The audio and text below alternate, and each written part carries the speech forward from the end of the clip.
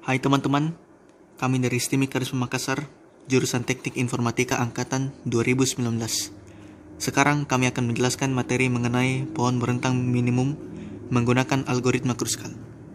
Video ini dibuat oleh Calvin Kristanto, Henderson Ruslim, Karel Enrico, dan Muhammad Arif. Tanpa berlama-lama lagi, langsung saja kita masuk ke materi pembahasan. Minimum spanning tree. Pencarian biaya yang minimum dari suatu graf sehingga membentuk pohon. Secara graf yang dapat dicari minimum spanning tree yaitu graf harus terhubung, luasnya punya bobot, graf tidak berarah.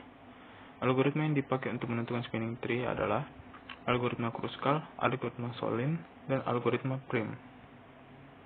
Algoritma Kruskal adalah algoritma untuk mencari pohon merentang minimum secara langsung didasarkan pada algoritma MST atau minimum spanning tree umum.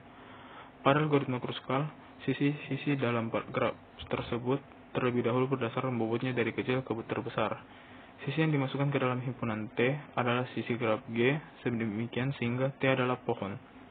Pada keadaan awal, sisi-sisi sudah diurut berdasarkan bobot membentuk hutan atau forest. Hutan tersebut dinamakan hutan merentang atau spanning forest.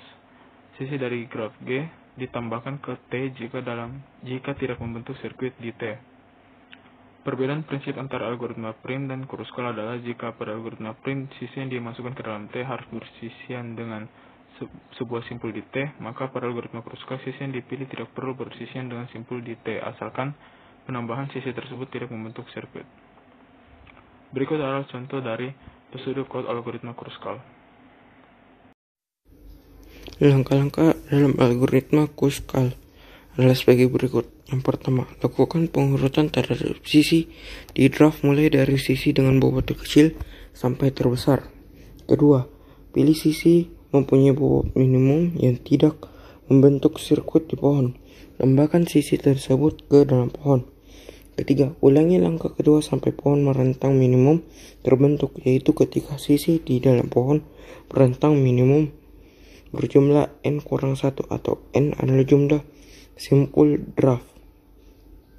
Berikut contoh soalnya. Contoh soal. Tentukan jumlah bobot yang terdapat pada graf di bawah menggunakan algoritma Kruskal. Langkah pertama, urutkan sisi pada graf mulai dari yang terkecil hingga yang terbesar.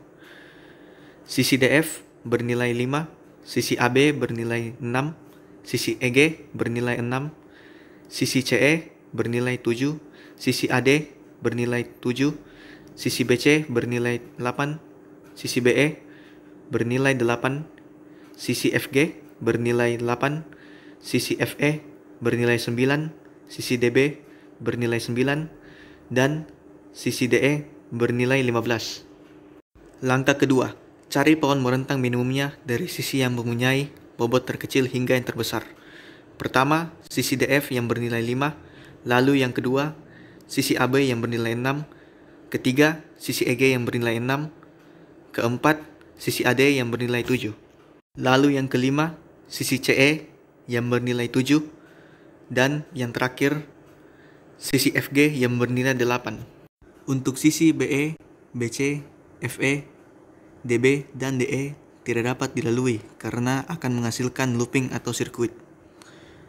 Setelah menentukan pohon merentang minimumnya, maka dilakukan langkah terakhir, yaitu menjumlahkan semua nilai dari semua sisi yang telah dilintasi. Jumlah bobot yang dilintasi yaitu 5 ditambah 6, ditambah 6, ditambah 7, ditambah 7, dan ditambah 8. Maka hasilnya adalah 39. Jadi, jumlah bobot yang dapat dilintasi dari graf di atas menggunakan algoritma Kruskal adalah 39. Contoh soal e-book halaman 802 nomor 3. Tentukan jumlah bobot yang terdapat pada graf di bawah menggunakan algoritma Kruskal. Sama seperti contoh soal sebelumnya, langkah pertama yaitu mengurutkan sisi graf mulai dari yang terkecil hingga yang terbesar. Sisi EF bernilai 1, AD bernilai 2, HI bernilai 2, BD bernilai 3, CF bernilai 3, EH bernilai 3, BC bernilai 4, FI bernilai 4, FH bernilai 4, GH bernilai 4, AB bernilai 5, BE bernilai 5, BF bernilai 6, DG bernilai 6, DE bernilai 7, dan DH bernilai 8. Langkah kedua, mencari pohon merentang minimumnya dari sisi yang mempunyai bobot terkecil hingga yang terbesar. Yang pertama, sisi EF bernilai 1, lalu yang kedua, sisi AD bernilai 2, ketiga, sisi HI bernilai 2, keempat, sisi BD bernilai 3. Lalu yang kelima, sisi CF bernilai 3, keenam, sisi EH bernilai 3, dan untuk sisi FI dan FH tidak dapat dilalui karena akan menghasilkan looping. Lalu, langkah yang ketujuh, yaitu BC bernilai 4, dan yang terakhir, GH bernilai 4. Untuk sisi FI, FH, AB, BE, BF, DG, DE, dan DH tidak dapat dilalui karena akan menghasilkan looping. Setelah menentukan pohon merentang minimumnya, dilakukanlah langkah terakhir, yaitu menjumlahkan semua nilai dari semua sisi yang telah dilintasi.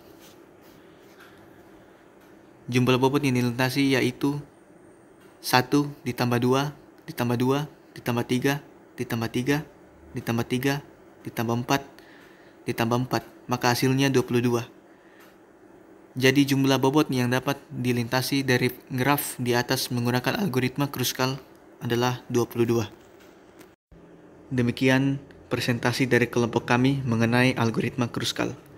Jika ada kekurangan, mohon dimaafkan. Terima kasih.